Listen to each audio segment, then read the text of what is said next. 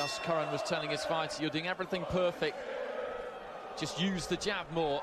I'm not sure if his man was really listening to him too much. I think he's experienced enough to know Adamek what he needs to try and do to get himself through this. He was concentrating more on sucking some much needed air in at 41 years of age.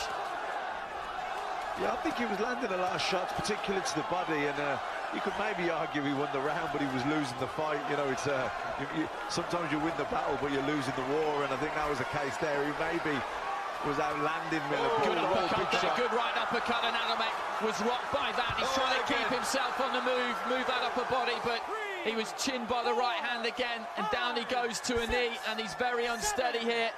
He's going to try and beat the count, I think. Well, in fact, he isn't.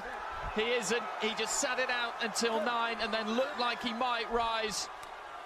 But he was all over the place there, really. Caught by those two right hands. The first one took him totally off balance, and he did well to stay up from that, to be perfectly frank. And then the second one just saw him dip down to a knee, and he was trying to get himself back together. I think he had a good think there about whether it was really all that wise to get up on 8 and see if he could continue, but he decided against it, and I've got no argument with that. No, just way too small, baby. I mean, Miller is just an absolute monster of a heavyweight. And you're talking the only kind of guys that are going to be able to beat this guy are the likes of Wilder and Anthony Joshua, and you know, these really big heavyweights. You know, he's 22 stone. Adamek's really, his best days were at light heavyweight, maybe cruiser, and you know, at heavyweight against someone like him, he just cannot keep him off. Maybe for a round or two, lots of lateral movement, throwing loads of shots, he can get by, but it's just, it's a case of when, not even, you know, he got to him fairly quickly,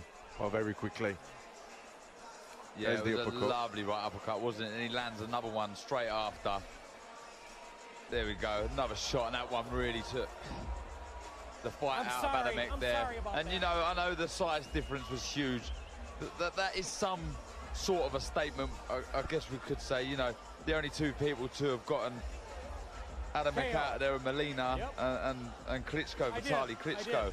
But Miller being the quickest to do so. But the size difference.